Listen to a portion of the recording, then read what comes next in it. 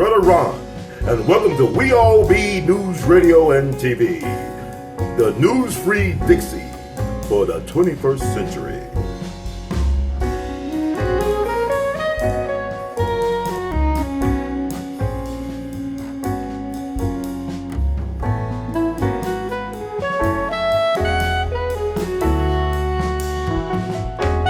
So We All Be is under the heaven once again the one and only Brother C.J. Wilson, who is now a football player, former football player with Dallas Cowboys and the Carolina Panthers, excuse me. But now you're playing spiritual football. You're also a well-accomplished author. How you doing today, sir? Well, Happy New Year. Man, Happy New Year to you too, brother, man. Everything is going. I can't say it's well or what. It's wild out here, so I'll just say it's going, man. Can you give us an update on the stuff you're doing as far as your book? I heard you've been making a lot of great strides in your books. Can you share that with the audience? Oh yeah. January 10th, man, I dropped my new book, Biblical Black History: The Exodus, where I go into a lot of detail, breaking the book apart, breaking the message apart. It's crazy, man. My dad actually wrote the foreword for it. For the book. Now, for people who, and I'm gonna give you this because I hadn't really explained this to nobody outside of my wife and my brother. So I'll put it here. I didn't grow up with my dad, and so we've spent years away from each other. And he always will follow different things from a distance, but over the past few years, man, we've kind of, have reconnected. And so I asked him to write the foreword to the book. And this was sort of like an exodus for him and an exodus for me, for us to come out of what we've been having to deal with, all of the father-son, son-father issues and all that type of stuff, the stigma associated with it. And so to have him to write the foreword for it, before you read my words, you hear my father's words, was big for me, man. So the rest of the book kind of just literally goes from there, just giving you the real story behind the biblical story. That fills in the gaps, that give you the names, the whole nine. So that's the book, man. And I text you. You should have it. I text you all of the different people from all over the world, man. I get updates to my phone. People from Romania, Denmark. I've had people in Zambia, Africa, Brazil, the Netherlands, just all over, man. At universities, just different people, man. Oxford, Cambridge, Stanford. Buying it, man, and going into it, and I'm blessed that it went to number 3 in the world in this genre in biblical translations. Now here's what's crazy, brother. Before they flipped the category, the only 2 books in the world that had as many people get it within that time period, because the day is just February the 1st. I put it out January the 10th. Only the ESV version of the Bible and some Walk with Jesus for 30 Days book or something like this. It's a pretty famous book I know in churches. Those are the only 2 books that's actually sold more than this one. And it hadn't been out a month. That's fan. Wow. So, I mean, like, have you been getting the office to do, like, lectures and stuff? I mean, it's Black History Month right now.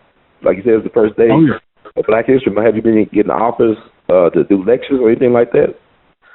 Oh yeah, it's been crazy, man. I've been having to just sit down and actually look at it. But I'm a grassroots guy, man, at my core, and I get the bigger picture, and I love it, and that's why I'm collaborating with my dad. We're gonna start a productions business, man, so we can move at our own pace, do it the way that we really want to do it on that level. But I'm a grassroots guy, kind of like how the stuff that I see that you do is inspirational to me.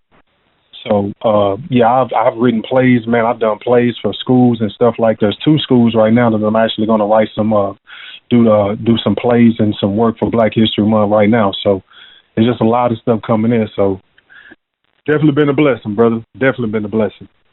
You definitely, you a blessing to a lot of other people as well. I mean, it's fascinating. I mean, this is 2020. I'm thinking about 2020. This is a year of clarity, of vision, seeing things that you normally wouldn't see. With understanding and insight. So what is your take? I mean, man, I can't believe we're out of January right now. I mean, it's going by so fast. What is your take on the year right now as far as the energy and stuff like that? How you feel about it? Well, I think I think that everything that we're seeing, I mean, we could say, you know, it's supposed to see, but I don't think God is allowing time to stay as it was. I think He's speeding it up to a certain degree to make things known. And I got asked a similar question by a kid like a week ago. Man, it's crazy how this works. And I asked him. I said, let's take a second. Forget what you believe. Forget what I believe. Let's just take a second. I said, put yourself in the position of the all-knowing. Whoever it is, whatever it is you think the all-knowing is, right? I said, and just think about how much pain the all-knowing must be going through, even though the all-knowing knows that this is this time. Right. Now, how much would you want to sit down and go through that for 7-8 billion people on the planet? How long would you want to continuously see that and then just let things just, I'm going to keep, like, no. Like, at some point, even as a parent, you can't let your child continue to do whatever it is that they're doing. Even if you say, I'm going to let you go ahead and learn. At some point, you're going to step in or you're going to completely step out. And so I think a lot of this foolishness, man, that we're seeing from the Trump presidency to the Kobe stuff to how people are moving out in these streets, like, I think all of it has to show itself. Things have to come to its clarity. It's winding like Bob Gregory said. The recess is recess, man. Is just. I mean, he basically called it. He did call it about Trump, and he talking about he feared Trump's shadow, but he was calling about the times. He really called it. And I was thinking about him the other day because tomorrow is the wedding anniversary of him and his wife Lil. You know, they would have been married. I guess they got married in 1959, so it would have been like the 61st wedding anniversary this year. Ooh. I just thought that was interesting. You bring them up, but since you brought up Kobe, though, I got to get your take on Kobe. Like, where was you at when you heard the news? Can you recall what you was doing or where you was at when you heard the news about Kobe? Ooh, boy. Ooh. Yeah. Let me put it like this, brother. First of all, I want to send the condolences out to the families. The ones that we know, the family members that we don't know, because we know the ones that was in the crash. But the night before, man, and we watch basketball at my house. So I mean, football, we love football and all that, but we watch basketball in my house. And my wife and I, we was just sitting down with my daughter, man. We watched the game LeBron broke the record. Now, I wish she was in there because she gonna listen to this and she gonna probably be sitting there like, yep, he sure did. But when it first came on, Brother Herb, and I hope people go and watch this, is that it was 18 points for LeBron to break it. They had hyped it up that whole, like a couple of days before, this going to be a big thing, all that. The pregame was hyped up. And I looked and I'm like, okay, where Kobe at? We in Philadelphia, his hometown, where Kobe at? And they put Allen Iverson on the screen. And I'm like, okay, that's cool, Philadelphia legend, but this night ain't about him. This night about Kobe. Right. I'm watching.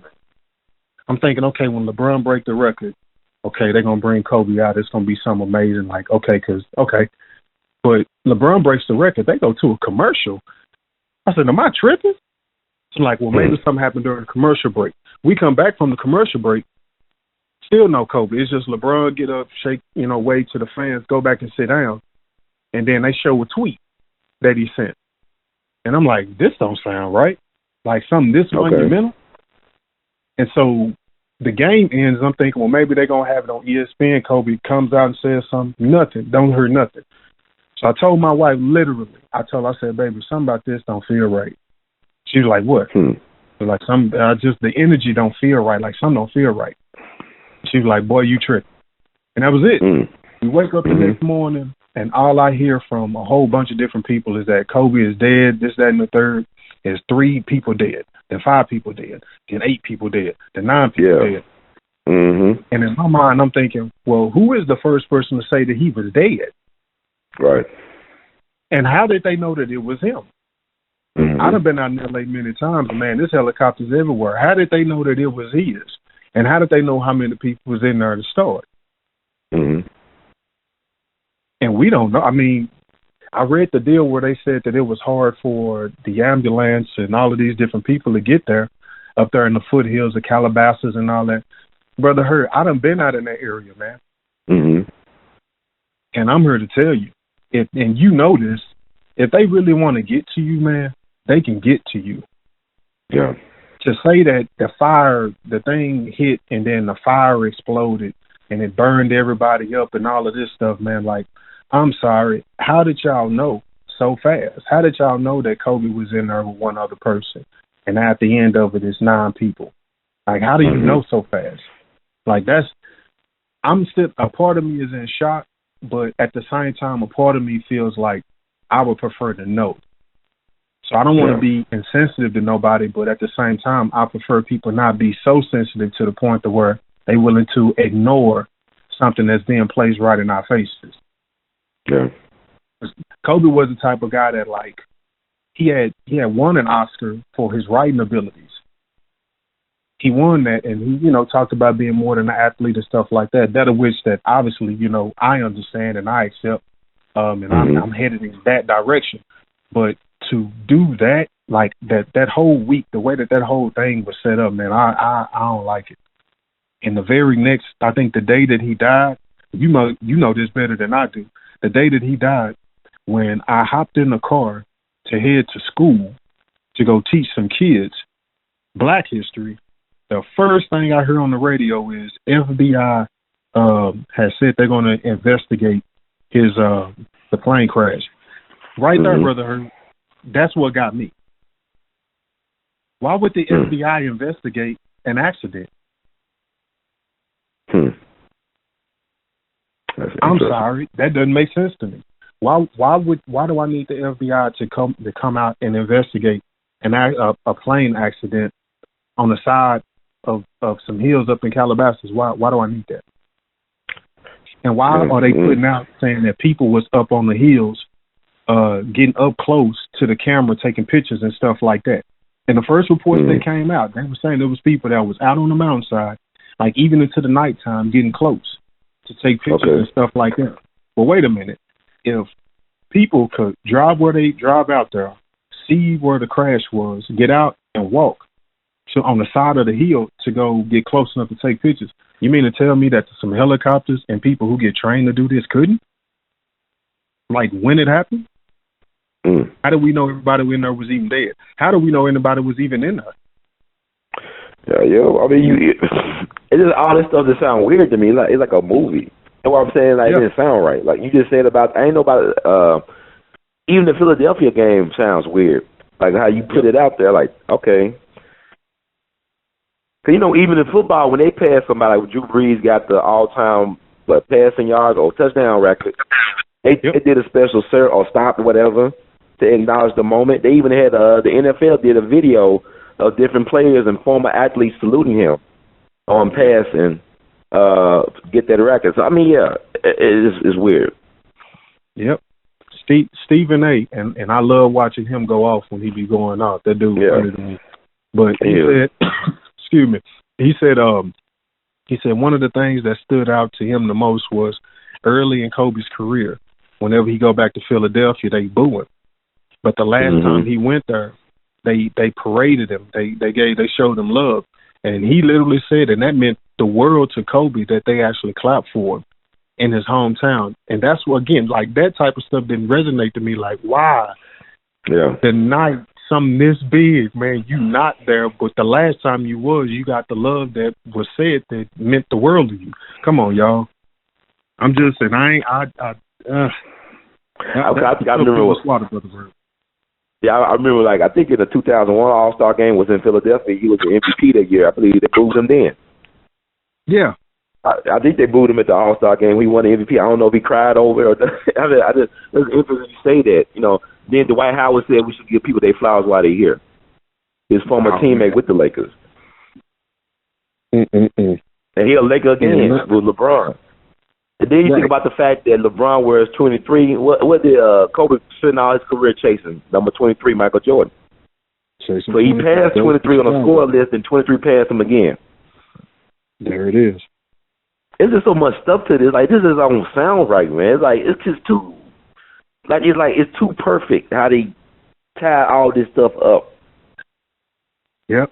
Then, like you said, they showing it to us, and they just flaunting it in our faces that we killed this guy and his daughter and 7 other people, and y'all can't do nothing about it. It's crazy, man. We can't do nothing about it. Like, even the Grammys, man, like, they move it up to the, come on, man. It's like, I don't know. I would tell somebody one of my videos, they were talking about, well, the palette and all this. I was like, look, man, to me, Kobe was marked before it was a palette era, alleged, or bad weather. He was already a marked man. That cartoon said it all. They came out in 2016, the year that he retired. He showed him in that helicopter crash, and then he didn't want to pass his trophies, then he blew up. And then you think about, okay, a couple of years ago, maybe like 2013, maybe more than a couple of years ago. You remember this journalist named Michael Hastings? There was an investigative journalist, and he was working for, I think, Rolling Stone, but he went to interview the General McChrystal guy who was over like Afghanistan forces at the time, and he exposed him. He did like an article on him in the Rolling Stone, exposed him, and Obama ended up having him fired or removed from his post over in Afghanistan. He was in L.A. driving his Mercedes, but people say they saw the Mercedes accelerated, and then it crashed and blew up. Now, Dick believed it was a drone that hit that guy. I mean, drones, it could be possible that a drone hit the helicopter. Yeah. Who knows? I'm not saying, but think about the Suleiman guy they allegedly killed, the Iranian general. They killed him with a drone. Then I came to find out that the dude, the CIA guy, who was chief over there in that area known as the Undertaker, they killed him recently. They blew him up too. So, but all this stuff is not getting talked about because people too focused on impeachment and Kobe. So it's like even that virus from China is over here now. Yeah, Wuhan. So they're not even talking about this type of stuff that's really going on. They're talking about bread and circuses. But go ahead, Press CJ. I know, man. You lacing me up, man. I'm man. Wow. Yeah, my wife, man. She I came home like a week and a half ago, man, and she was like, "CJ, come here," and I was like, "What's up?" And she said, "Look at this." And Netflix got a new special out, I think called Pandemic, that's talking about how, like, it's not a movie, it's a documentary of them actually talking about how there is a coming disease that's going to wipe out like hundreds of millions of people, like they know it's coming. And I'm like, they really put this out here for people to be able to see. Like, they're not even hiding it no more. Like, why would y'all tell us this? And then literally a day or 2 days later, it's the Wuhan issue again. Oh, now it's in Alaska. Oh, my bad. Now it's down in Dallas. Oh, it's somewhere. It's in Chicago. And it's like, really? Yeah. Really? I don't get it, brother. Brother Hurt, I really don't, man. I do get it, but I don't. The moment that people come to grips with there is a darkness here. No, brother, I want you to speak up a little bit. Can you speak up a little bit louder? No, you've heard. I just want to make sure people hear that you got some important stuff to say. Oh, okay, yeah. I just really hope, man, that people wake up out here, man, and see that there is a darkness out here that's literally waiting for its opportunity to take everything. Because it's taking tidbits now. But when it takes everything, whatever it is that we think is wild, crazy, and like out of control, when it completely takes over, this is going to be the norm. And it's crazy because they're making it normal now. Let's flip everything upside down, make you think that the wild, crazy stuff is normal. So when I condition your kids for it, it'll be second nature for them. Wow. And they doing it. Like I said, I love, man, teaching. I love traveling and speaking and stuff like that, man, in the different places that I go. Like, it's amazing to see the kids just numb or immune to things that would trigger me and you. It's just like it goes through them. And they don't feel it. And that when you start looking at those indigo children, man, and these special and these elect people that made the ones that actually made it through the crack epidemic, and the ones that have an opportunity to be able to change things and stuff like that, have special gifts and unique gifts and stuff like that, man. What happens to their kids that may not be as strong as them, may not have made through as much as them, but yet they in the system now that they're literally just, it's like cloning, you're cloning kids. Right. teaching them how to be zombies, the workers. And correct me if I'm wrong, Brother Herd. Is not what is that show? The Walking Dead. Is that still the #1 show on television? It might be. I don't even look at TV like that. I be looking over. I look at my smartphone and on my laptop. It may be. Yeah. So it's very popular. I know that much. Yeah. Mm-hmm. So they're giving us a mirror to let us look at ourselves, and then they give you a handful of characters that's awake. Everybody else out here is zombies. Mm-hmm. But when you call them a zombie, it makes people feel some type of way, like you're an elitist or whatever the case. Like, no, it's, man, if we can just hold hands, stand back, and just watch everything in slow motion, and you see with this 20/20 vision, you see what's actually going on. How can you not? Because the people who know what's going on clearly do. Why you think they putting it on TV? Yeah. I mean, they flooded in our faces. Man. Yeah. Hitler himself even said it, man. The masses are asses. He said it, and he said it to the German people. He didn't even say it to the Jews. He said it to the Germans. The masses are asses. If you tell a lie big enough, if you tell it long enough, and if you tell it literally so much, it'll soon become true. He didn't say that to the Jews. He said that to the Germans.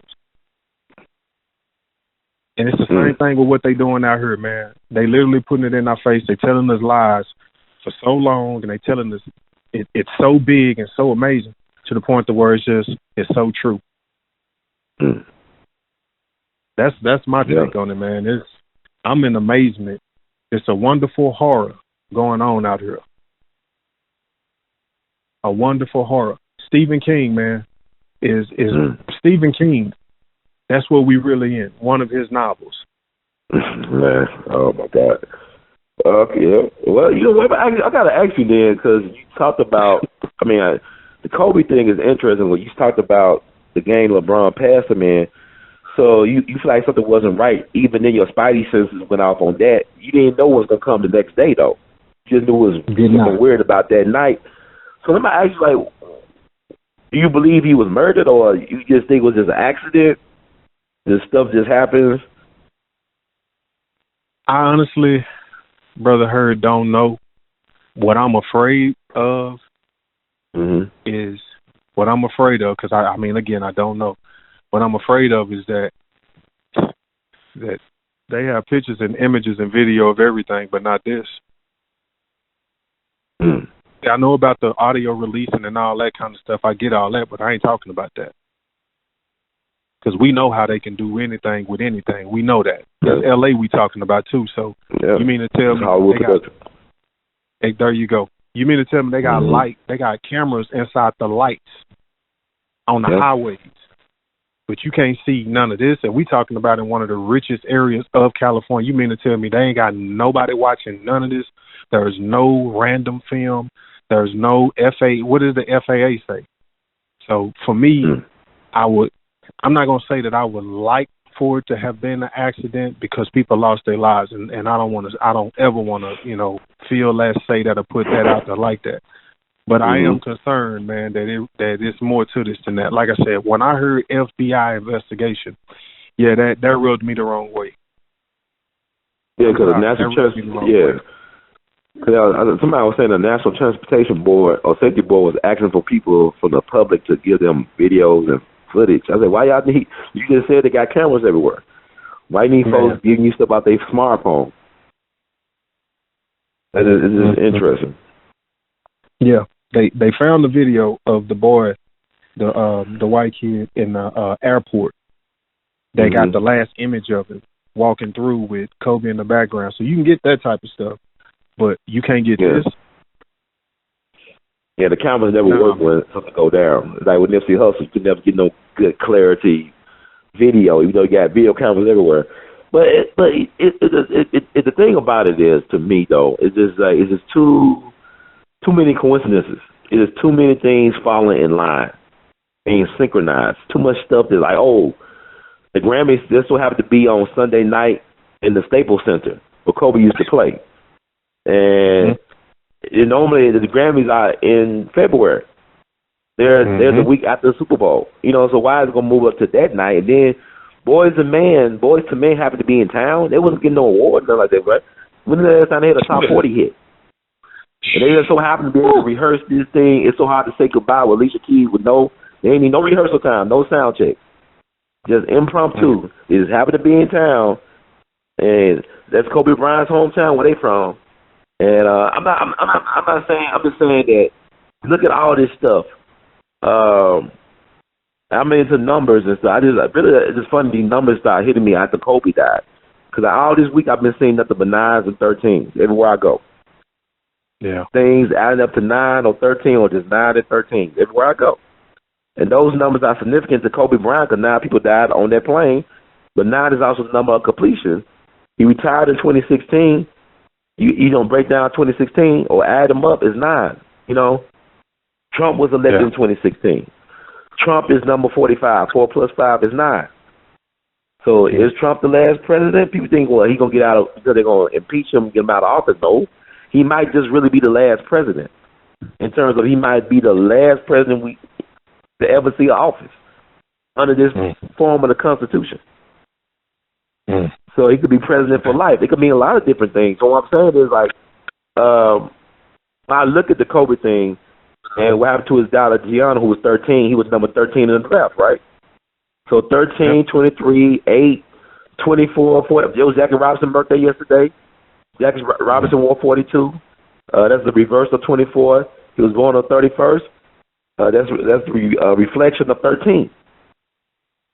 So I mean, all this. Even the basketball coach, the Morgan Wooten, who taught at DeMatha Catholic High School in Maryland, they defeated Will Chamberlain. Not Will Chamberlain, but Kareem Abdul-Jabbar and Lou Alcindor. They defeated his high school team, Power Memorial Academy. They had a 71-game winning streak. And he got defeated by Wooten's DeMatha basketball high school team. 71. 7 plus 1 is 8. That's one of Kobe's Lakers numbers, right? Yep. Kareem, all-time scoring leader, former L.A. Laker.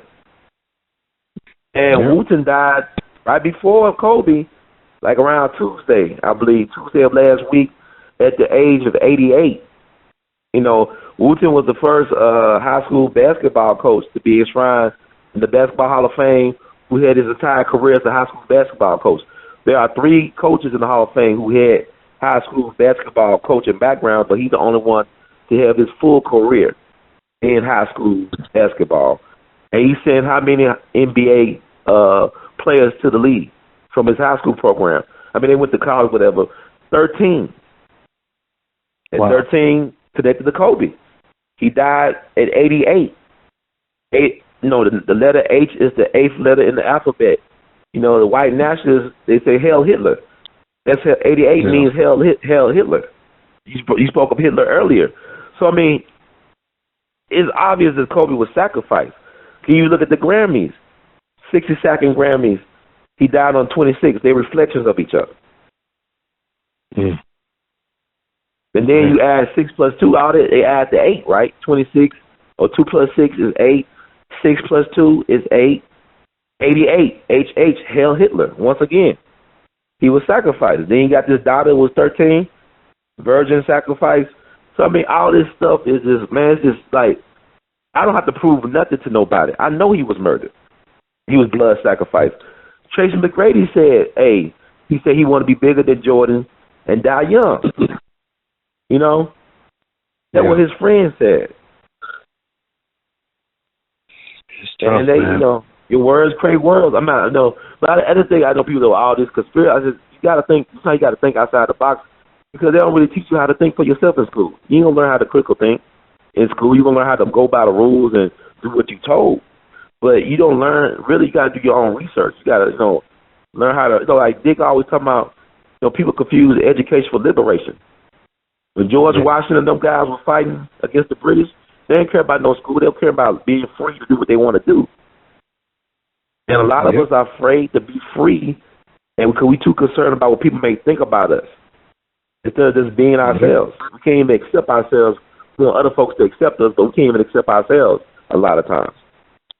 So, I just, man, I'm going to move on back. I got to actually go right off Netflix with the pandemic. Have you seen the Aaron Hernandez thing on Netflix? Woo. I gotta get your thoughts. Hey, you played with Aaron Hernandez, right? You played against him? Yeah, was in the league at the same time as him the whole nine, man. Yeah. What are your thoughts on him? Like, I mean, before you do all this other stuff, his other side, what are your thoughts about him as a player or as a person?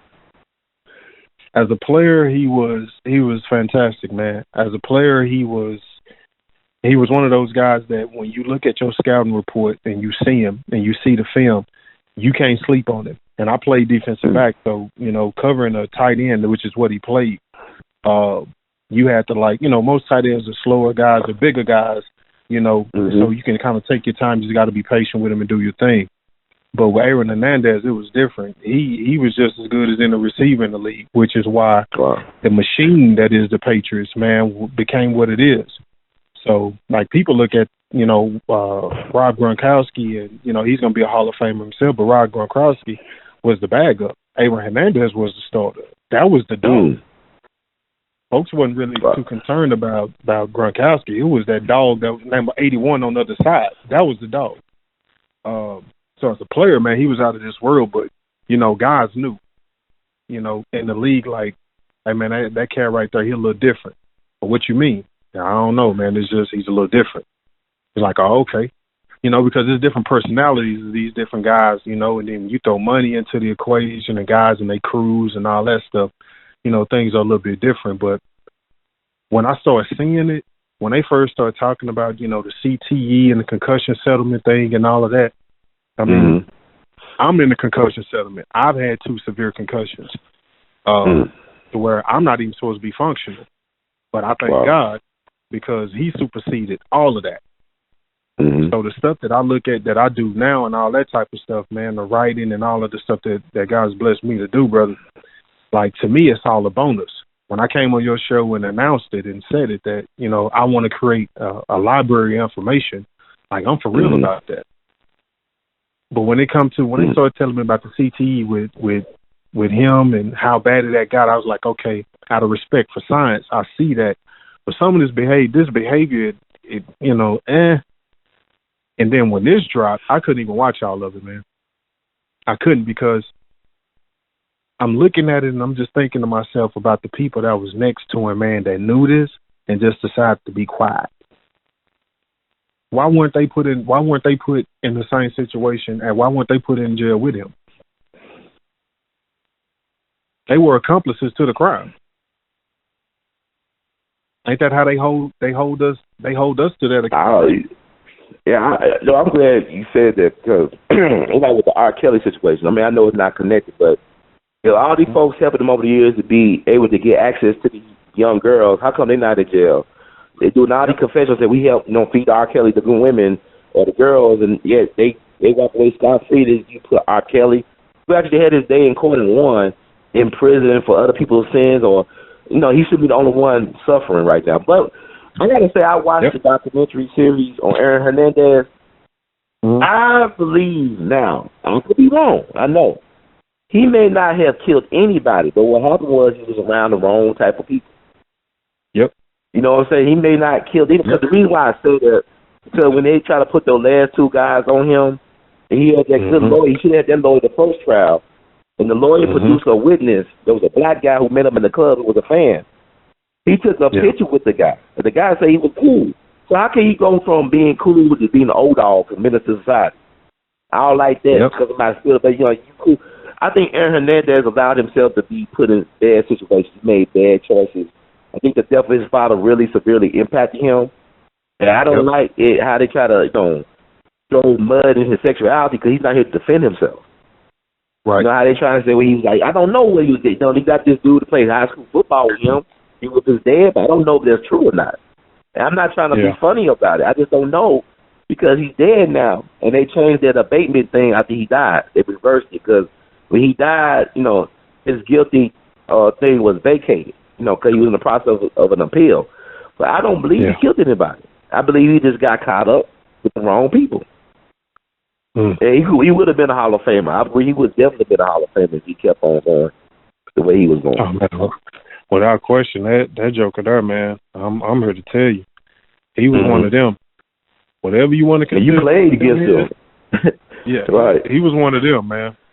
And he wouldn't. It's not like he was never that guy. Like I said, and I still have film here at my house, man, of the Patriots, and he's on that film, and I still sit down and like watch this stuff and like, man, this is crazy how smooth this dude was, and he's a Hispanic guy, which.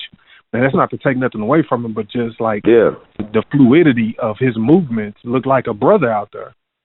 And that's even the size he was in football, high school though, how big he was in high school. Like, this guy, the running back, Adrian Peterson, he could have went straight to the pros. Yep. So that's another story.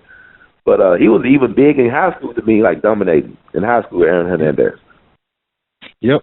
But that speaks to as well, man, as into why it's important, man, for us to be able to reach our children, man, these kids getting so caught up in this rat race out here, worrying about money and all this stuff. And I get it. You need it to take care of certain things. But when that becomes number one, when you got, I got to go do this so much, but your kid out here hurting and your kid don't know how to translate to you what they need.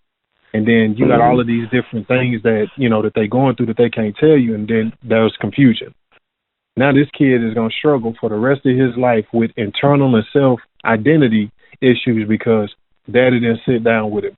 Mama didn't sit down with him and just have simple conversations.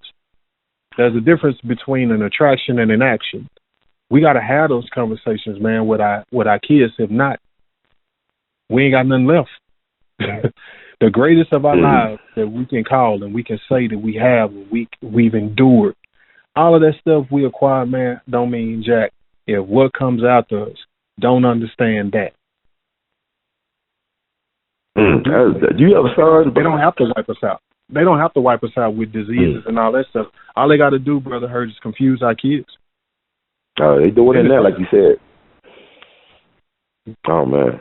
Do you have a son, Brother CJ, by any chance? I do not. I have a daughter. Now, I'm going to ask you this. As a former football player, and you talk about the CTEs, would you allow your son to play football, given what you know now? Say it again? Would you, given what you know now about CTE and all that situation, you being a former football player, would you allow your son, if you had a son, to play football? If it was his choice, if that's what he wanted to do, then yeah. But my first thing would be to push him to understand Mansa Musa first. And the art of writing and reading. And what is your why? Why did you do it? See, I wanted to do it. My why was I got tired of seeing my mom in her situation, and I was great at playing it. Right. So to me, making money was a way in essence, for me to buy my freedom and to be able to help purchase somebody else's freedom, or at least give them a glimmer of hope for the freedom to get off the farm. And so with my son and my situation being different with my son, my thing would be to ask him those questions like, man, what's your why?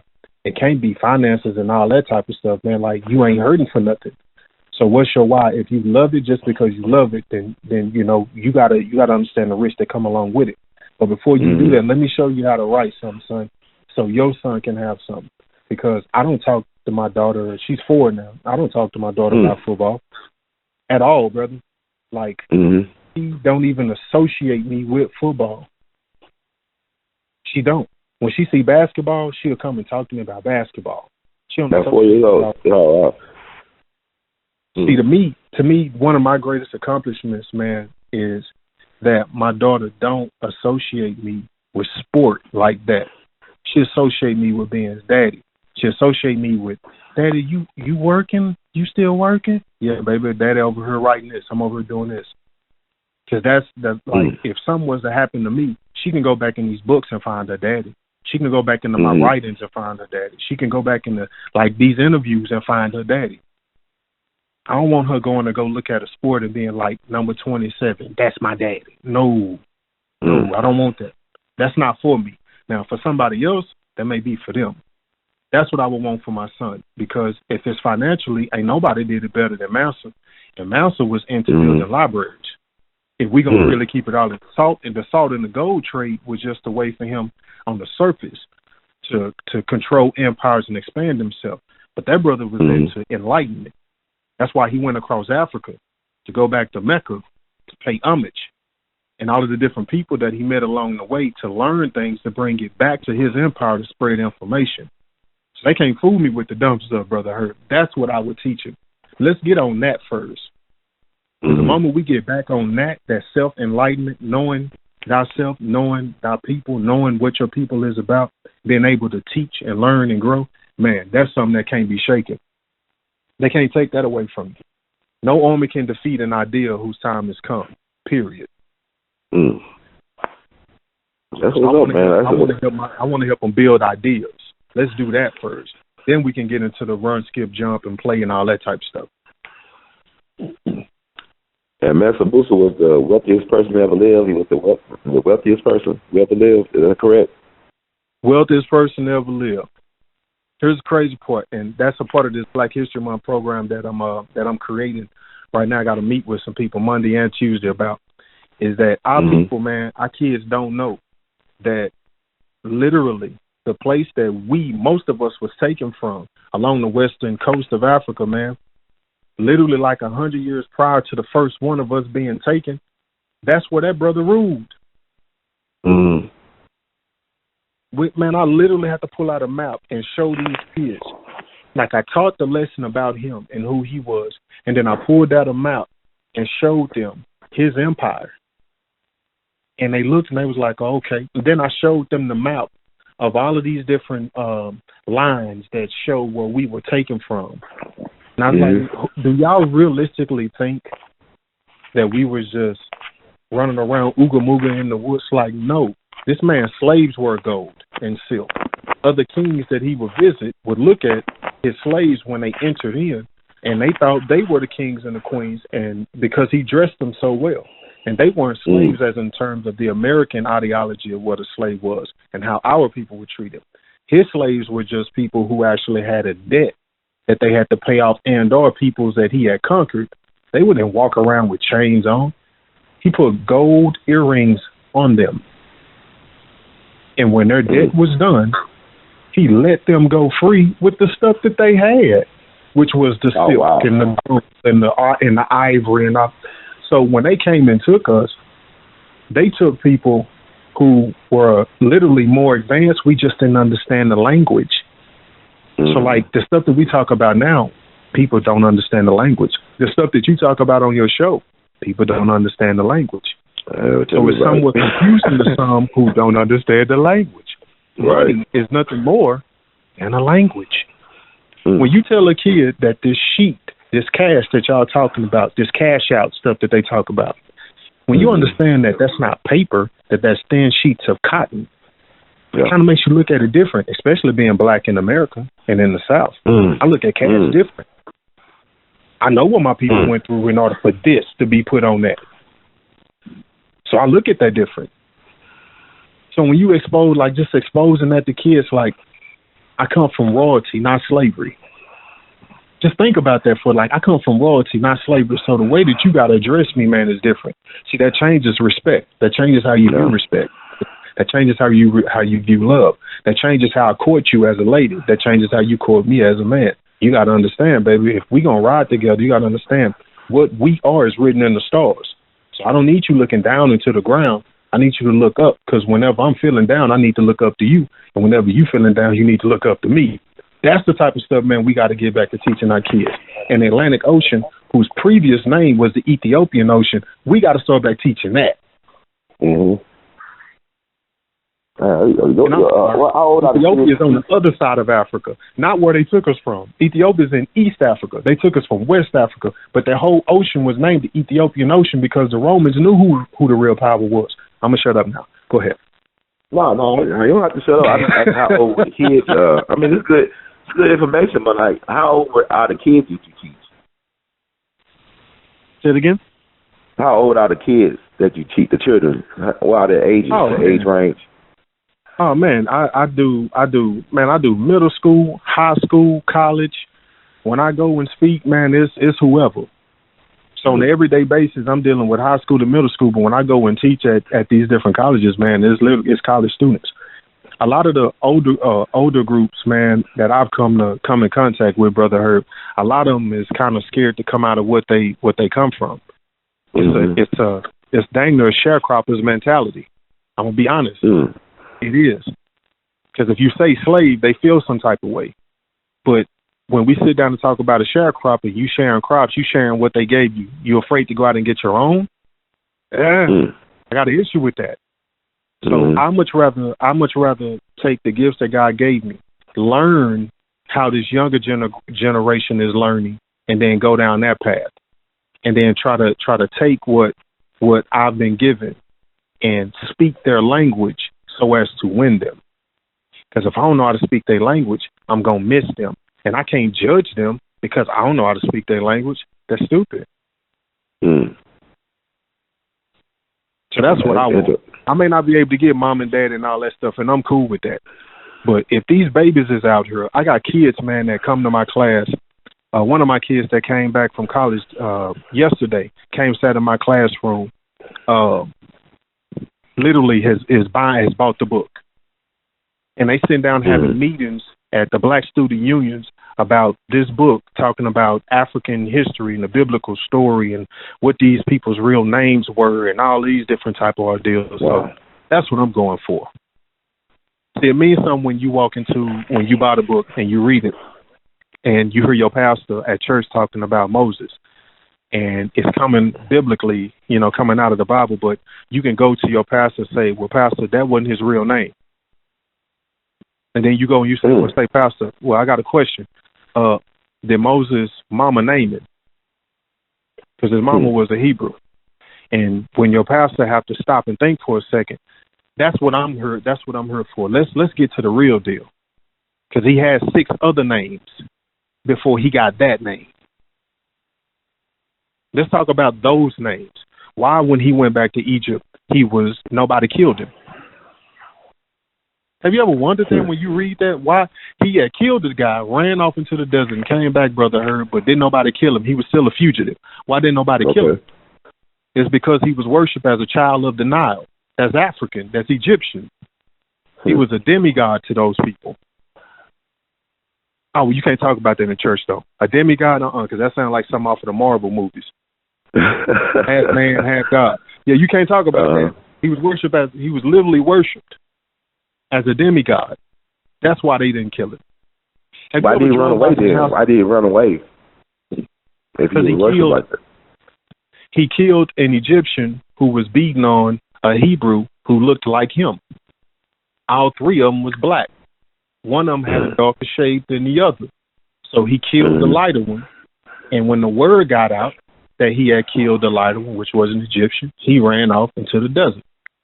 And he sat out there for 40 years. And then he came back. When he came back, he should have been killed on the spot, but he didn't.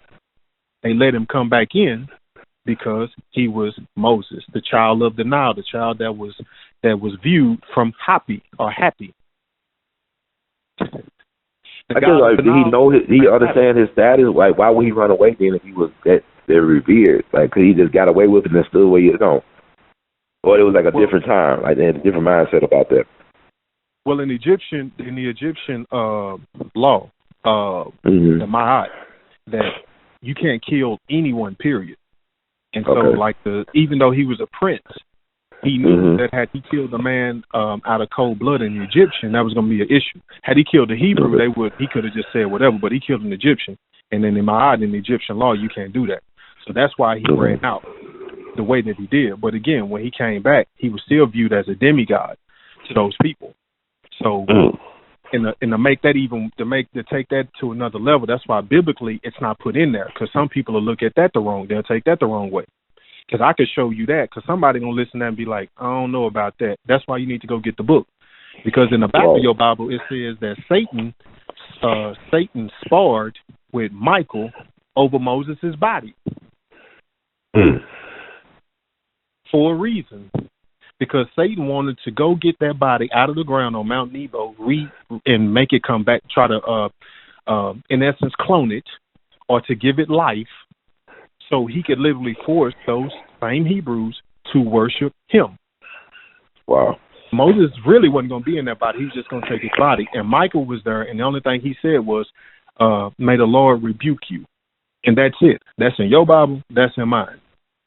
So That's the reason why I say, man, a lot of this stuff that's hidden, that hadn't been discussed and hadn't been put together for people to understand that this is an African story. Let's just call it. And beyond it being on the surface an African story, I go into much more detail within the book, man, to even show. Brother Hurt, you done drove by some people's houses that got like 2 lines out on the front, right? Yeah. You've seen this before, right? Mm-hmm. Has anybody ever explained to you, man, why that is? Mm-mm. Okay, you see, and it's mainly in upper scale neighborhoods, right? Yeah. Ain't too many of us have those, right? Mm-mm. That's Egyptian. Pharaoh, by whom Moses is even named Moses, because they come from Tut, Moses. That's a different subject. But Tut Moses the third, who was the actual Pharaoh during that time, it wasn't no Ramses. Ramses wasn't that crap that come on Easter. Stop watching that. That's okay. I'm not talking about you. Just yeah. Like Baba used to say, this is talking to our grannies and all this stuff. Granny, Papa, please stop watching that at Easter because you grew up for 40, 50 years watching that stuff. Ain't none of that true. None of the names true. None of that's true. That man Moses, when he came back, Tutmos literally had lions guarding his gate. Wow. And Moses walked up with his brother, and his brother is the one that used the staff to literally set them free. And they jumped like dogs while everybody was afraid of these 2 young male lions. When he came into the presence of Pharaoh with those 2 lions jumping behind him, everybody was scared to death because that was the first time they ever saw 2 lions literally free. Now, the concept of us being people and being leaders, we have to set our lions free, Brother Hurt. Wow. That's why you see those 2 lions and those stones. Our people don't know that. They don't know that that's Egyptian. But that's Egyptian. That's why the 2 lions stand at the gate. And so, I know that the Egyptians had a thing about cats in general, though, right? I can't say that one more time. Yeah, the Egyptians had to think about cats, right? They had to think about cats, cat worshiping. Yes. Okay.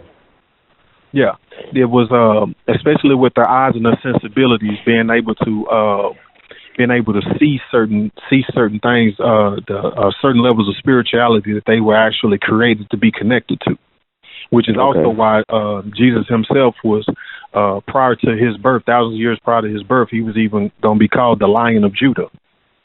So I'm saying all this we stuff. We got to set the lion free, man. But I'm thinking about the Lion King. Now you got me thinking about this. He's the Lion King, so they knew all this stuff too, right? They knew all this. Yes, sir. They started making the Lion King. Okay. Yes, sir. Put it like this, Brother Hurt. Imagine me and you in a cotton field, right there outside of Memphis, Tennessee, right? And there's a tree line, and all of our family is out here. Now, me and you got a sixth sense that there's some on the other side of that tree line, but we've been taught for so daggum long that you better not, right? Yep. But me and you muster up the courage to say, I'm finna go over there. And we just break out and we run. Because ain't no good stuff. We just going to break out and we going to run. Yeah. That's what we looking at. When you see Lion King, they're putting up. There's some on the other side.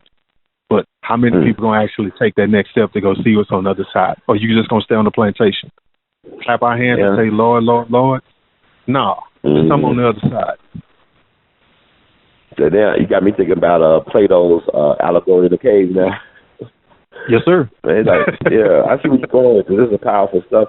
I'm curious. I honestly was thinking, what have ministers said? Have any ministers approached you behind the scenes about your work, or have they questioned you about your work? Or, how has been the response from ministers or preachers or theologians or anything? It's been a mixed bag. Some of them are like, I don't really know how to take this because I didn't know. But they told you honestly they didn't know about the information you was giving out, putting out there. Oh yeah, they had no understanding. Oh yeah. I thought because I think about ministers have these egos and stuff. Okay. Oh man, now they're not now. Lord Jesus, I've run into several Brother Hurt that's like, I don't want no part of it. He don't know what he talking about. No. I mean, ego on 1 million. Some of them I even did an event in my hometown, man, where I called all of the churches together. I don't care what color you are, because truth like rain. They don't care who it fall on. Mm-hmm. Let's get in this building. Let's talk about the truth. Let's call a spade, because it is what it is. If you really about what you say you about, man, let's sit down and have this conversation. And if I'm wrong, I'll pull back. But I verify my sources. I verify my sources, and I put it there for everybody to be able to see and read. And so I've had people, man, to say, well, they called emergency meetings just to stop their members from going to actually come to an event that was set to set the people free. So I've had a lot of that, man. But I've also had ministers to call and say, man, I was never taught this. Like, this is crazy. Like, where does this stuff come from? That's why, like I said, the messages that I sent you right before we started talking, man, was from academia, which shows anytime your name pops up, your book pops up anywhere in the world, it pinpoints it for you and it sends you notification. So it's literal universities, professors, students all over the world getting this information, and it's undisputed. That's all I've ever asked people is, look, you don't have to agree with what I'm saying, and I'm okay with that. Just tell me that I'm lying. If we can take the same information, or if what it is that I'm saying is wrong, then show me. Because my opinion and your opinion can be whatever, but if we basing it off of this, if we have a common foundation, a common base, how am I wrong? I'm sorry. I done spoke in churches with hundreds of people in one place, and it's a 40-foot mural of a white Jesus behind me when that book clearly says he never even went to Europe. I'm sorry, sir, if that makes you feel uncomfortable because I say Jesus came from Africa. He was raised in Egypt. He disappeared in the crowd. I ain't got to go to the revelation part because I know what that means both physically and spiritually. Let's just talk about the literal geography, what we teach our kids. Why not start teaching people the truth, that he was literally raised in Africa, raised in Egypt? Why not teach people that? Because now what we have been conditioned to think and what we have been shown for so many years, your psychological state has to change now, because the same people you have oppressed for so long now starts to see themselves in a different light. So, see, I don't have to get into the concept of talking about religion because I know what religion really is. Religion ain't what people say that it is, Brother Hurt. You know who actually told the truth about what religion is? It was Jesus' brother, James. He said religion is taking care of widows and, taking care of widows and the fatherless, to my orphans.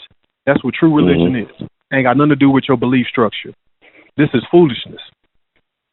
It's hard for me to even entertain stuff. That's in the book of James. I think it's the 26th verse, the 26th and the 27th verse of the first chapter. The man who grew up in the house with him said this what religion is. Taking care of widows and orphans. That's what true religion is. Nothing about belief structure at all. So all of these different people who sit on these platforms and talk about religion and all that stuff, like ministers and stuff like that, and it's no disrespect to them, but I just be sitting down thinking like, man, I'm not even a minister, but I'm ministering to you. Like, why not? Why even be on your horse with this, man? If this really supposed to be about the people, let's make it about the people. Let's call a spade and move forward. Maybe you'll win more people that way. Now, will you be open, like, let's say, Joe Osteen, Bishop T.D. Jakes, will you be open to talking or debating with them about this issue of religion and other things? I would love to. 100%. Did anybody from Potter House ever reach out to you about your books or your message? There's a guy who's, excuse me, there's a guy who's one of the youth ministers there, got my first book, and was trying to set something up, but nothing ever came of it. But, Brother Hurd, I mean, I'm going to call a spade, man. I love to work with any of these people, man, to sit down on the platform and have a debate, a discussion, or what have you. I would love to. But that's not how these people operate. A lot of these dudes, man, are motivational speakers. They can't get to the actual work because there's so many people out here that's hurt. And so I think, and I think, I never have had any type of speak training. I've never been to theology school. I've never been to Bible school, and I've never been to any of that. I just have a gift, and I know how to read, and I know how to study. I know how to silence my spirit when I don't have an answer. I know how to speak to God, and I know how to shut up and let him tell me what I need to do. I get people ask me all the time, well, why ain't you coaching in the NFL? I can do that when I want. Why ain't you coaching in college football? I can do that when I want. That ain't what I'm called to do. You get flourishes when you do what you're supposed to, so later you can do what you want to do. So with what it is that I'm doing, man, I never had an idea in my head that I'm going to be writing books. I wrote 2 books, and they both going to be Amazon best-selling books. I never knew that. I never thought about it. But when he put it right in front of me, when you silence your spirit and you can hear it, the things that you can find, you find. For instance, I'll give you an example. There's a white guy, and I'm thankful to God to be able to have even met him, Professor Jeffrey Hamilton.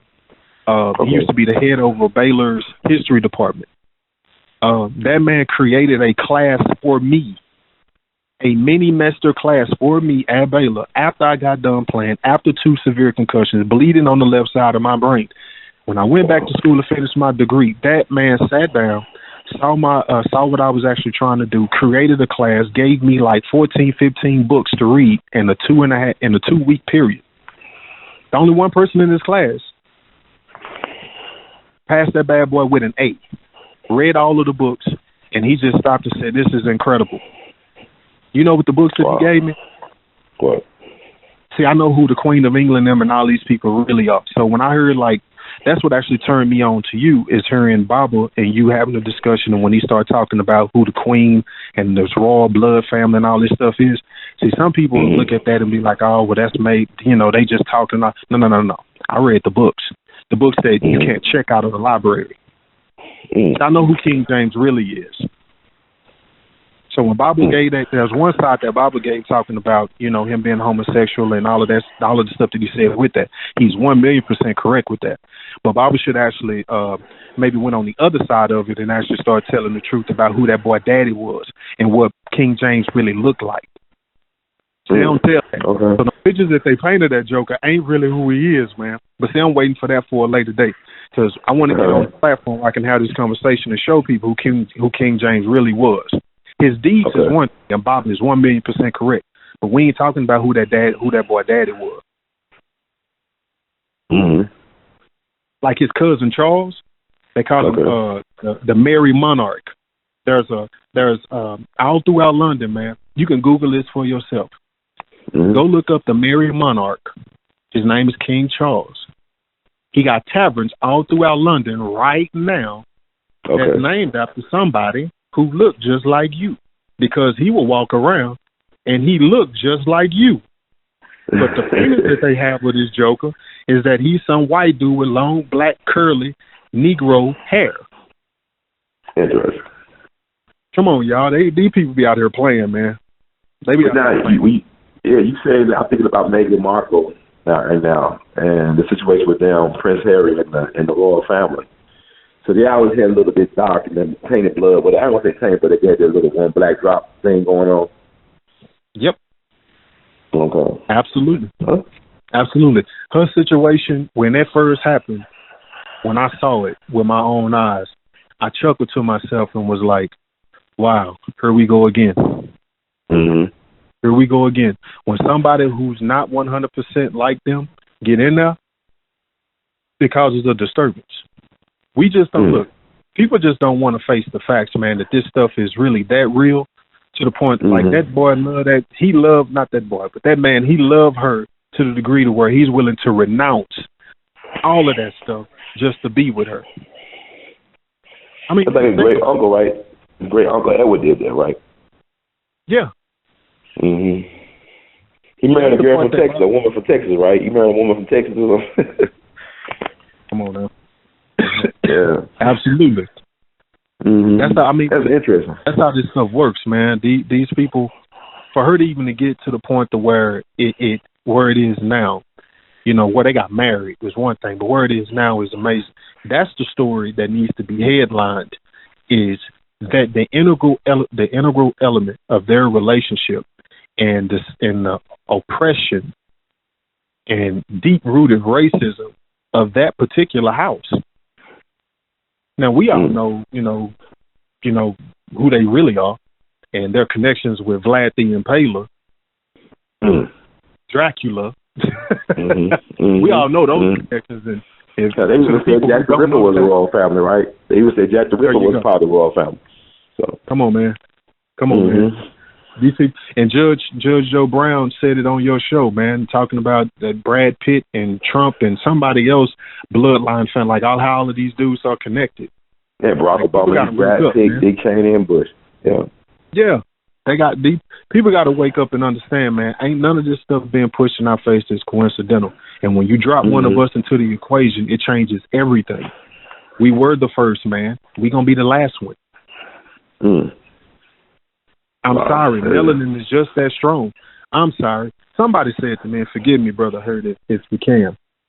I created a shirt and I put a verse on the front where somebody, the same God you serve, same God I serve, said, I covered the heavens with blackness. He didn't say darkness. He said blackness. Melanin ain't going nowhere, man. No. It ain't going nowhere. Speaking of, first, we're going to be the last. I mean, speaking of, I just want, man, there's just so much to talk about, but I definitely, because it's Super Bowl weekend, I got to get to the football. I know you're a former football player. I know. I got to ask you, who you got going into Sunday? I'm a defensive guy, man, so I got to ride with San Francisco. I don't like either one of the teams, don't get me wrong, but I do think, though, coincidentally, and I said it to my brother who loved the 49ers, but I told him, and I know what that number means too. I told him, I said, B, when the wild card starts, I said, B, it's going to be a red Super Bowl. And I left it just like that. And with everything that's done happened since then, I'm not surprised. Yeah, I want to ask how you look at it, it's a red Super Bowl, man. Oh, yeah. But I got to ask you, too, because you said, I know you talk about your defensive guy, your defensive back. What do you think of that Darrell Reeves, Richard Sherman debate? I think it's all ego driven on both sides. Guys trying to carve out their own space and their own greatness. I came out in the same drafts as Reeves. Mel Kiper had us both ranked in the top five best cornerbacks in the nation coming out. Oh, wow. Reeves was number 2, and if I'm not mistaken, I was number 4, number 5 on that list. So we came out in the same draft. Richard Sherman is actually after us. Both guys are great. It's just that I would prefer both of those men to actually take that energy and put it somewhere else positive. To me, that's like, seeing two great guys that could be great leaders within their own right, within our community, do something special, get limelight and attention for arguing with each other. Why not do like Malcolm said, go in the closet, go in the corner, have a conversation, then come out united saying that we the best at what we do, so we're going to continue to carve out ways for these young guys to do that. Why argue over who's better and all this type of jazz? Who's the greatest one of all y'all? Who's the GOAT, in your opinion, at that position? Man, they go back so far. Playing corner and safety, man. My guy's always been, I look at like Night Train Lane, man, and Rod Woodson. Wow. Like, that was my guy. Yeah, Rod Woodson, yeah. Okay. Yeah. That was a good pick, man. Yeah. Oh, yeah, man. I pay respect to my elders, man. I love that. See, you know what? And that's what I like about Kobe, because him and LeBron, they like basketball historians. They know about the history of the game. Like, they came out of high school, they were very thorough with the knowledge of the history of the game and gave respect to the elders. And I don't see a lot of young players doing that in any profession now. Yep. I mean, I heard it was young baseball players that were black didn't know about Jackie Robinson, man, recently. Which is crazy. How is that possible? Yeah. And where everybody in the whole Major League Baseball league got to wear his jersey on opening night. Yeah, 42. Don't know who he is, though. Yeah, I mean, all this information, this technology, anything like Google, like praying and answer your prayers in a few seconds, less than a second. You can pray, you can ask Google anything, it'll pop up something. But I also got to ask you this, too. Is Eli Manning a first ballot Hall of Famer or Hall of Famer? I got to ask you this. Everybody, I know what I think about it, but what's your thoughts about it? Because you actually played in the league, played against Eli. I believe in Eli. Man, look. No, that's a good question. You laughing too, Do I think he needs to be a Hall of Famer? Yeah. But I will say this: Eli Manning is out of 32 teams. Eli Manning is one of the. I'm gonna say that. I don't care. Eli Manning is one of the worst quarterbacks, man, I've ever went against. I'm just gonna be honest, and I'm not. And his opinion of me, my opinion of him is one thing, but I'm just gonna be honest, man. That he's definitely different than Peyton. Now I will give him credit in clutch moments. You gotta, he about that. But like for the rest of the game, no. It's a reason why, man. If you're this storied with a franchise like the Giants, they trying to bring in guys your last 5-6 years, man, to try to replace you, and you hang on because of the 2 championships that you have earlier. It's the reason why they do that, man. And when your career, put everything else aside, when you 117 and 117, me saying it don't mean nothing. My opinion don't mean jack. But man, when we sit down and look at your overall record as a starting quarterback, 117, I don't need to say anything else. I mean, I look at it like I can hear what you're saying. He's 500, but at the same time, how many games did he miss in his career though? Oh, not many. He was a different. Yeah, maybe he took some time off. Yeah, but he took some time out. Maybe his numbers would be better, but I don't think that's a knock against him because he beat Brady twice when it mattered. Man, his brother couldn't even do that. And if the Patriots won that Super Bowl, they would have been the greatest football team of all time. No questions about it. I don't care how they won it. They won it. It would have been better than the 72 Dolphins, 85 Bears, all of that. But he stopped them, and I don't think they never really recovered from that. I don't think Brady never really – they won some more championships, but I don't think they recovered psychologically from losing that game to Eli. Goofy Eli. But he's not really goofy, though. It's an act like Kaiser Shohei from Unusual Suspects. Everybody think he's goofy and loose, but Eli's a killer. It looks messy, but he got the job. And then you got to look at it, it's a team sport. They said, well, the last 8 years he didn't make the playoffs. What was the offensive line there? Eli was just a tackling dummy. But either here or there, but I think he is a Hall of Famer because I just have a problem with Joe Namath being a Hall of Fame. Because Joe Namath, look at his stats, man. They're horrible. Yes. And even Jim Brown, I think, said, you don't belong here, son. It's Jim Brown.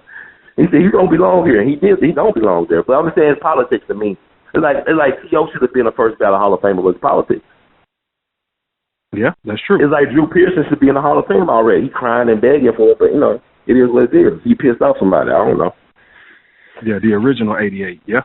Yeah, he should be in the Hall of Fame. How you going to make the all-decade team not be in the Hall of Fame? Mm-hmm. Well, it's politics to me. Mm-hmm. It is. Excuse me. But my counter to what you said is this. Okay. What was going on when Eli won his first Super Bowl? What was going on in New York in 2007? Then you got to look at what happened because he won it in 2008 and he won it in 2012. You got to look at what was actually going on in the world. Just like how with the Patriots, how in the world they had the most. Oh yeah, 9/11. Yeah. Come on now. So how's that? But you talking about the Atlanta Falcons? What Super Bowl you talking about? I'm talking about the first one. Okay, but go ahead. I'm listening. Yeah, the first one. Yeah. So see, you got to look at towards the end. So I'm gonna stop you right there before you say something, CJ. You trying to tell me the game's gonna be? Are they fixed? What you trying to tell me, brother CJ? Let me know. So you want to say that? It sounds like. Well, go ahead. I'm sorry. Go ahead. I'll try to help you out. I think you were going to say what I thought you said. Like Steph Curry White. It's all rigged. All I'm saying is this, man. I'll put it to you like this. Whenever something crazy is happening in the world, it's no different than what's going on now. And I'm saying this because I was in it. Mm-hmm. You got to look at all the optics, man. None of them happen. Why do the Giants got to win in epic fashion? We got another catastrophe happens a few years later. Why do the Patriots got to win? For instance, we had this massive hurricane to come through and wipe Houston out. Mm-hmm. We come back and we had a Super Bowl, what was it, the following year? Why the Patriots got to win? Mm. Why do they have to come back in dramatic fashion and if I'm not mistaken, wasn't the president in the house? Oh, with the Super Bowl? Come on now. It ain't no coincidence. Ain't none of this stuff coincidence, man. Like I said, it's a red Super Bowl. I wonder why. Look at all of these. And then, like, yeah. Look at all of these black quarterbacks that's coming up and coming through and doing what it is they did. In my opinion, ain't none of them Vic, but they got shades of him, right? Even Vic Patrick Mahomes, you want to give Patrick Mahomes, what do you think about Patrick Mahomes? You think Patrick Mahomes is out better than Mike Vick? Oh, I think the system that he's in, at the age that he is, he looks to be better. But Vic wasn't in that system, and he wasn't in Andy Reid's system until later in his career. Yeah. And that's when he got revitalized because he was in this West Coast offense, check down with me, crossers, quick throws, let guys be athletes and explode. Now, is that to take anything away from Mahomes? Not at all. But I will say this. When you sit down and you look at it, the concept of what the Chiefs represent is I got so much offense, I'm just going to run right through you, run right over you without running. Yeah. But you're going against a team that in order to beat them, you're going to have to run it. They're not going to be able to throw it over these dudes like that. That's the misconception. That's how you get into a game like this, and then it comes down to, okay, because if you do what you've been doing, you about to run into a juggernaut that know that that's coming. Oh, yeah. Because, like, John Lynch is the general manager. He always defensive-minded dudes, man. I mean, like, I think about the Tampa Bay Buccaneer days with Tony Dungy. So they got an amazing, historically great defense, especially if you win the Super Bowl. But I also, like you said about Mike Vick, I'm glad you brought that up because I always tell people, Mike Vick, it was never him the problem in Atlanta. They never gave him a real big game receiver. He never had a Julio Jones or Tyreek Hill or nobody like that, or T.O. to even throw through in his prime. He had Algie Crumpler, who was a tight end, but he didn't have no big game wide receiver, no Randy Moss or nobody to throw to. So it wasn't all on him. But like you said, Andy Reid is an offensive genius when it comes to dealing with quarterbacks, though. He's a guru. He's a schemer like that. But, yeah, you're right, though. I can see the Vic thing, okay, because Vic never really had the weapons like a Patrick Mahomes in his prime. Yeah. So now, why that is so correct. And see, you got to look at it like this, too.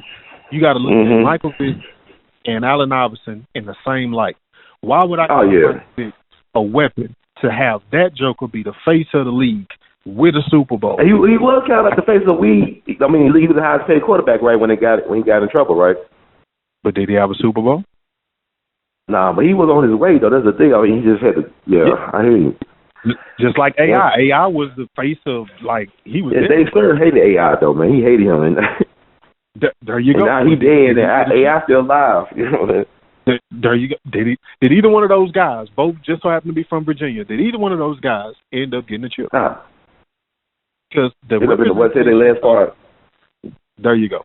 The representation of our culture especially for young people culture and the hip-hop culture, that could not be on the forefront of the league because how they teach us. The shield goes before everything else. So we can't have a dude with diamond earrings and a do-rag on winning the Super Bowl because little white kids going to start doing the same thing. Yeah, he may be influencing them through the music and stuff like that, but him and Dad can't sit down and have a conversation and Dad have to admit, well, yeah, he arguably is one of the best ever because he's got a ring. If you notice, whenever they start talking about the greats, they always talk about chips. Yeah, when we're talking about the greats, we should be talking about the individual elements. We didn't create that narrative. Yeah. So when you throw that into the narrative, then you got to sit down and look at it and be like, well, dang, Vic didn't win the chip. But why are these dudes trying to be like him? Well, wait a minute. Randall Cunningham and Warren Moon. Like, Drew Brees ain't nothing but another Warren Moon. If we're going to be honest about it, it's the same system. What's the difference between the two? Yeah. What's the difference? One got a ring. One white, one black, right? One white and one black. Yeah. There you go. Kurt Warner set all of these different records. Incredible guy. And I love Kurt Warner. I met him. I played against him. He was the guy that knocked me out of actually going to a Super Bowl. It was a game away from the Super Bowl. Wow. Him, Larry Fitzgerald. Yeah. But I'm sitting down and I'm looking at this like, man, this is crazy. Kurt Warner went and played overseas several years, came back, and now he's a Hall of Famer because of the great work that he did. But I'm looking at it like, well, dang, why don't we parade Warren Moon around like that? Oh, my bad. There's a difference. Kurt Warner got a chip and Warren Moon don't. So one of the conversations that Warren Moon is not, because he got that chip and Warren Moon don't. But Warren Moon actually influenced all of these dudes, but we don't give him that credit. They conspired to keep him out the league early in his career, though. They put him in the Canadian Football League, right? Couldn't get into the NFL. There you go. Doug Williams, same way. All of these dudes sit down, watch what we have done, the type of guys and great foundational guys that we have. All of this read option stuff, that's RG3. Baylor University. They destroyed his career. I think Shannon. Yeah, Mike Shannon, they destroyed his career up in Washington. They destroyed him. You think, or what would you think would happen to RG3? RG3 went to school to be a politician. He went into political science. He wanted to do that and track more than football. Football was his ticket. He won the Heisman Trophy Award, and white people loved him. He even married a white young lady. He ended up going through the process, got caught up in the system. Washington is the slug mug of capital of the world. He got caught up in it. They dumped him. They dished him. But because he's a good politician, he was able to stick around for the right time. Instead of them choosing Cap, they chose him. He got back in and just went right down the street to Baltimore to be a guy's backup whose game is based off of his. That's all this is, man. So now when you look across the league, you seeing white guys doing zone read. Who you think they actually sit down and watch and learn how to actually play this scheme? All that stuff goes back to Vic. Vic didn't even have zone read. He made that with his athleticism.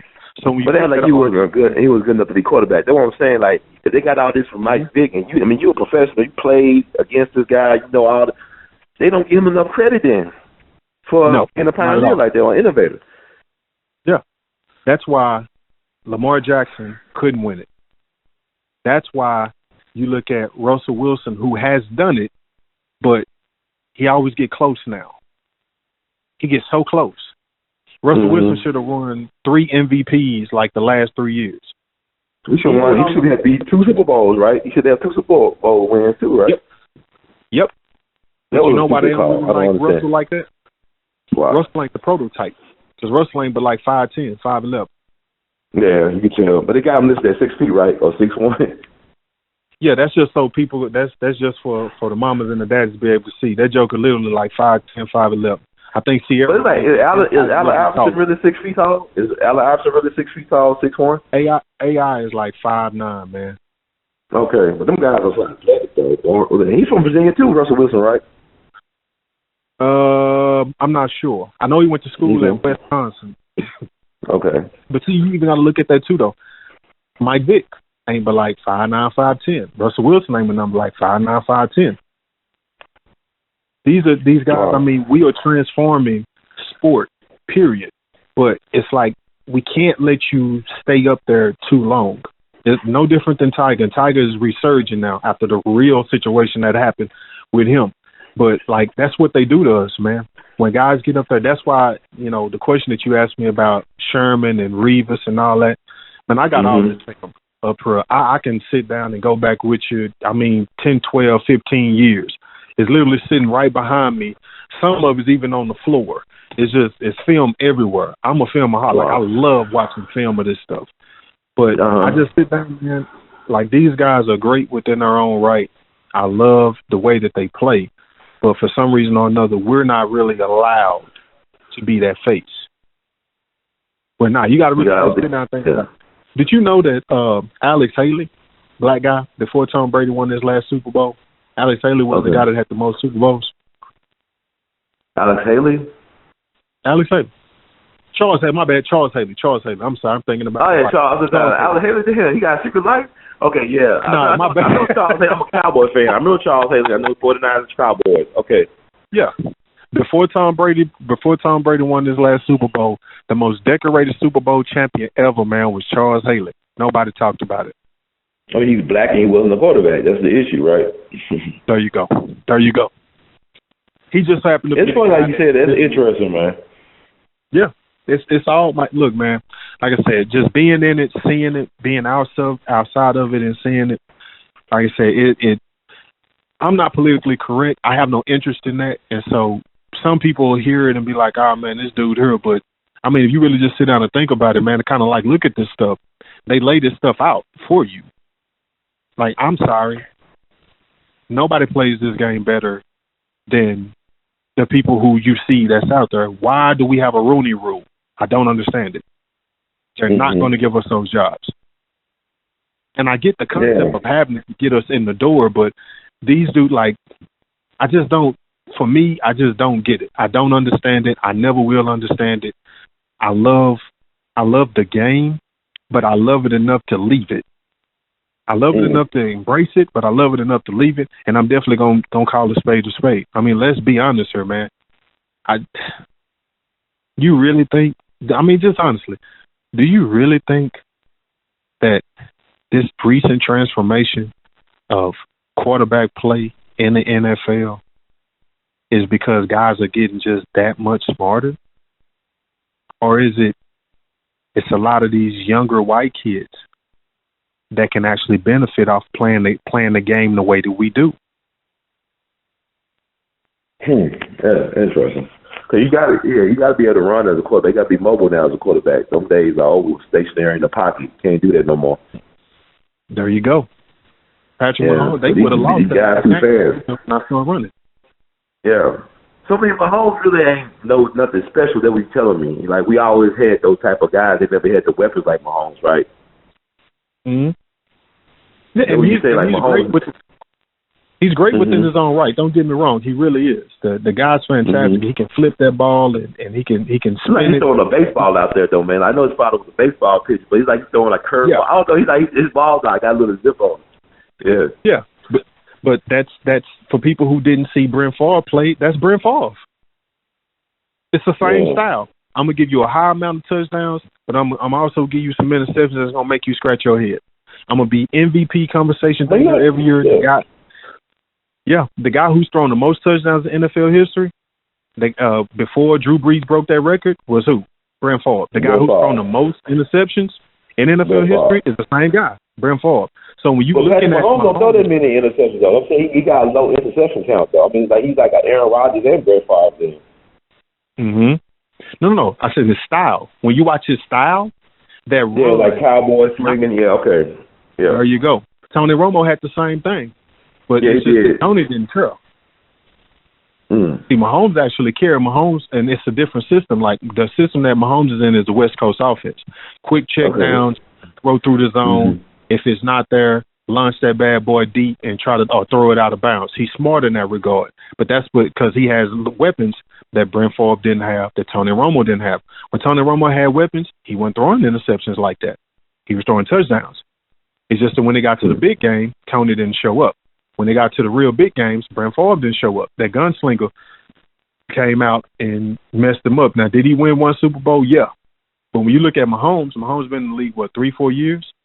Yeah. Got him MVP. At some point, they're going to let him win the Super Bowl. But then you're going to start seeing the real flaws with all these guys that surround him, these little black dudes that can run real fast. They leave, you're going to see who Mahomes really is. That's interesting. So he's not going to win tomorrow, you tell me. He's not winning tomorrow. He'll win eventually. If some ridiculous don't happen, they're not going to let it happen. You got to remember, this is the Kobe Bowl, right? Yeah. California, right? California, right? Come on, man. Yeah. Where the 49ers? They got number 13. They got 13. The 49ers, 9 plus 4. Yeah, you right? Come on, man. It's in California.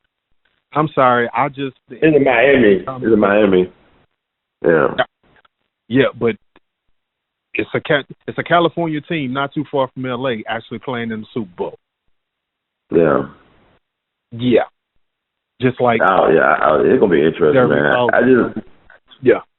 I know it's tough. If they let the Chiefs win, this is gonna be the first time I know that I've seen it in my life where it's been over 50 years ago, right? 50 years ago. There we go. Where it's literally been allowed to be the case. Certain things have to be allowed to be the case. So basically, you're saying these games are rigged. You're telling me like these games are all fixed some type of way. Not necessarily the players, but the officials. And I'm gonna say, okay, all right, I'm gonna. But I was just like you said about Allen Iverson, right? That whole dress code was because of him. Dave Stern did not like Allen Iverson. That whole NBA dress code happened because of Allen Iverson, right? Is that the truth? Yes. For one person? Yes. Man. Without question. He changed all that. And you know what I like now, years later, how people look at Allen Iverson differently. They understand how great he really was. How all these documentaries and stuff been coming out on him. And you see, damn, that guy was really something. He took that whole team by himself to the finals against the Lakers that year, back in 2001. Yeah. He didn't have no Scottie Pippen with him. He had no D-Wade, no nobody. It was just really him. That's it. And they won the first game but got swept in the next four. But I'm saying, all this stuff I keep on thinking with Kobe Bryant, it's going to be like L.A. Lakers. It might be 76ers and maybe Milwaukee because they're youngest guy, you know. I think was close to him, too. Or it could be the Clippers. So it's going to be some Kobe because, I mean, it's weird, man. I just like, I don't know. Like you said, the 49ers may win, but I don't know. I don't know how to call it because it's been a weird week. The impeachment stuff and Kobe stuff and this virus from China and other stuff going on. And then they said, the Grammys were rigged, too. Mm-hmm. The former Grammy president said they were fixing votes or something like that. Have you heard about that? I did. I heard about it. I mean, but even that, again, it goes back to the same thing, man. You said it earlier. I mean, it's something you definitely got to, like, open your eyes up and actually look at, man. Ain't none of this stuff coincidental. Mm-hmm. I agree with you 1,000,000%. But here's something that you brought up since you was talking about Allen Iverson. Mm-hmm. Okay. Who did Allen Iverson step over in that series that's world renowned? He banged the three on the guy after crossover and then stepped over him. Who was that guy? Michael Jordan, 23. Tyrone. It was Tyronn Lue. I'm on the Lakers. Okay. Yeah, with the Lakers. Okay, when he stepped over Tyronn Lue, everybody know that. Everybody saw that. Tyronn Lue ended up being the head coach for who? LeBron James, right? Yeah. Okay, now, it just so happens that the teams that's being talked about possibly being able to win the actual championship, there's like 4 or 5 of them. But the top 3 is the Lakers, the Clippers, and the Sixers. Right. LeBron plays for the Lakers. Tyronn Lue is the assistant coach for the Clippers. And Joel Embiid and that whole crew represent Philadelphia, man. Wow. This whole, like I said, man, and the Philadelphia thing is the whole Allen Iverson thing, and again, that's where LeBron broke that record. All that stuff ties itself in together, man. I'm with you on that element of it, man. Yeah, Kobe dad played for the 76ers, and he's from him. Yeah, he's from there. So why they do this to people? Like, why are they doing this to us? Like, man, why they like to play these games? Like, what is this? You know, it's like it's obvious, but then it's not obvious to a lot of us. Like you said, a lot of us are sleeping, and we zombies. Yeah. And you can see this stuff. People think I'm crazy. I don't really care if people think I'm crazy no more. I'm just beyond that. I be talking to people on the streets about this. They be looking at me and say, you know what? I ain't think about it like that. I mean, because like the way they got the system set up, you so busy chasing a dollar. You working all these jobs. You can't get no rest. You can't pay a bill. And you work all these jobs. And they keep you so distracted. We're just trying to survive. Because you don't have the luxury to try to research and figure these things out. Yep. This is crazy. It's a rat race. Yeah. When Rome fell, the German king Odoacer walked up to the gates of Rome, and he looked through, and there was no army to meet him. And the people were having orgies in the street, dogs running around like crazy. When he walked through to the Colosseum, he heard a loud sound. And when they went into the Colosseum, the people was in there with their bread and circuses still going as if nothing had happened, not realizing that the mighty Roman Empire had fallen. That's America. That's literally America. Yeah, it is. That's literally America, man. So the way that this whole thing is laid itself out, this is the United States of Rome. It's not the United States of America. America is an idea that has never been realized. And it's named after an Italian guy who were called the same names that we were, a little bit nicer, but they were called certain names when they got to this country. Just like Amerigo Vespucci, something like that. There you go. Amerigo Vespucci. But when you look at pictures of him, he looked like one of us. So interesting. Wow.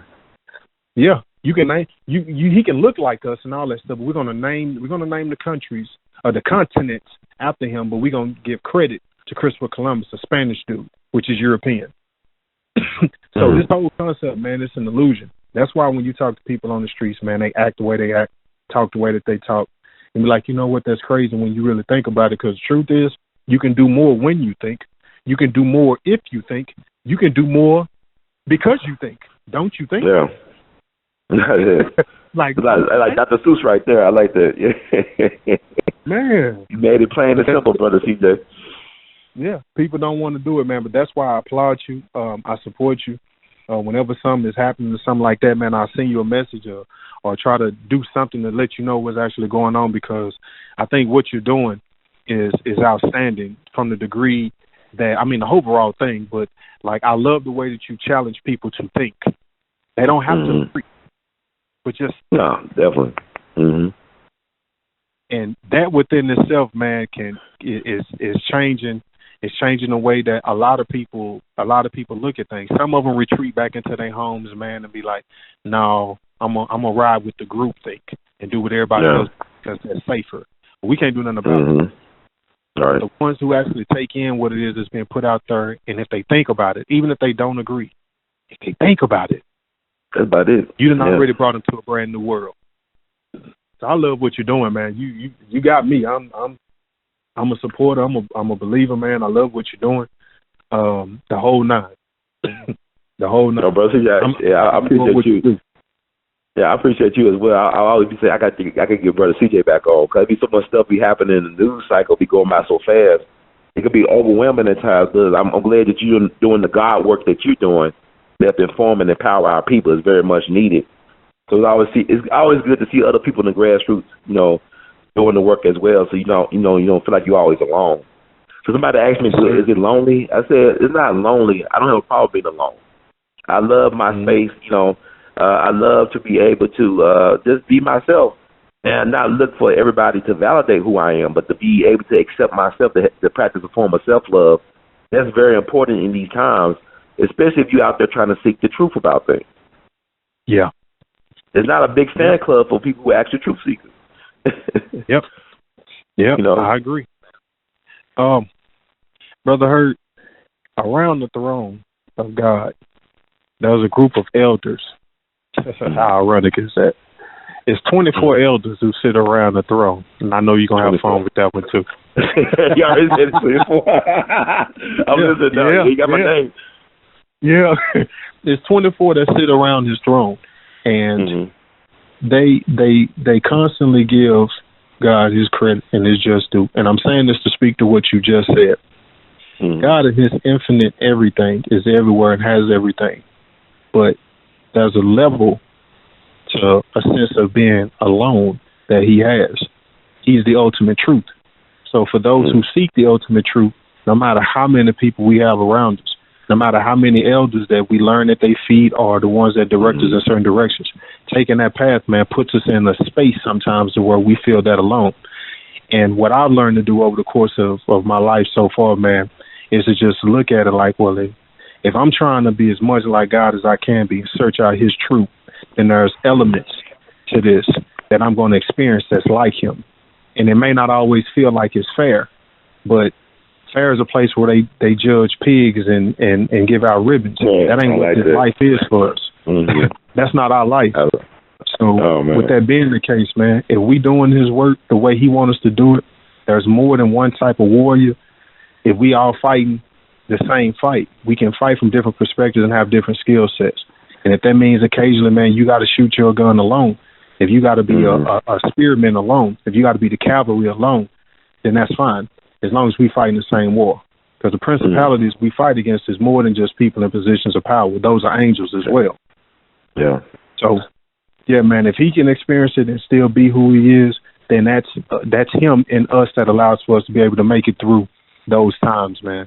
So I take that as a sense of comfort and inspiration going forward, that if it is going to be like that, that's cool. Because that just means that we more and more getting into his presence, which when this life passes by, it's all good. I love that, man.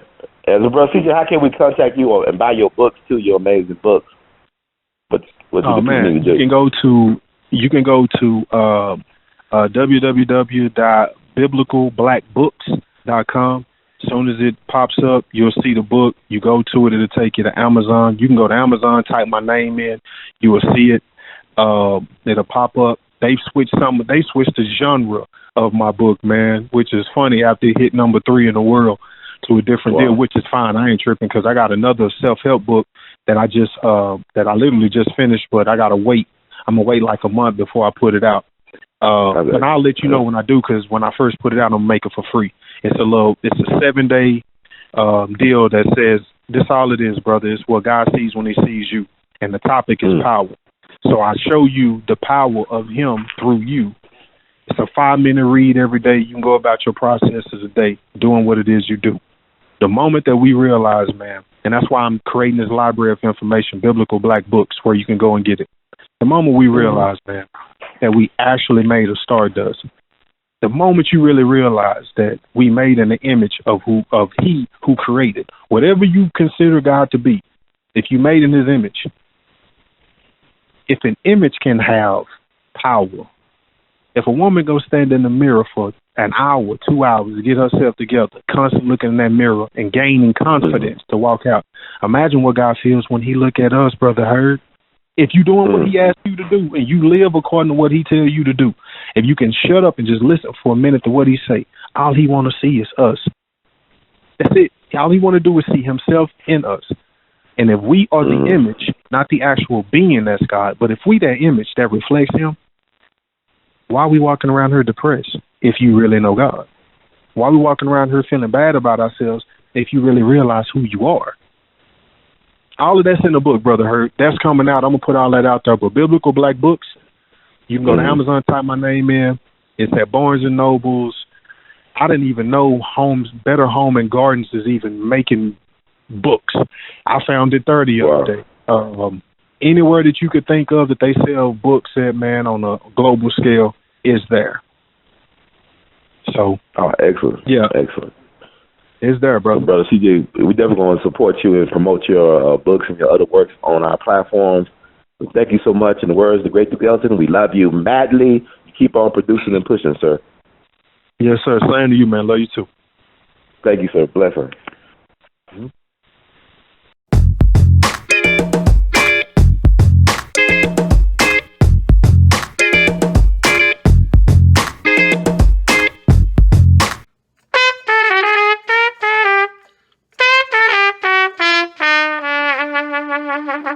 Hey, everybody, this is Brother Ron. I am asking you all to do me a big favor. Think about supporting the We All Be movement. Your donation is tax deductible. The We All Be Group Incorporated is a recognized 501c3. And I'm just asking you all because I want to keep on bringing y'all quality work through the way that I know how to do best. And I'm going to sing my praises and toot my horn. A lot of y'all were not hip to Dick Gregory until Brother Ron brought him on the We All Be platform, until that jingle review we did. Y'all seen another side of Judge Joe Brown, and Judge Joe Brown's message has been amplified. But it was We All Be that brought Judge Joe Brown to y'all back in 2014. And so many others. And we covered so many things. So help us out so we can help you all. Peace.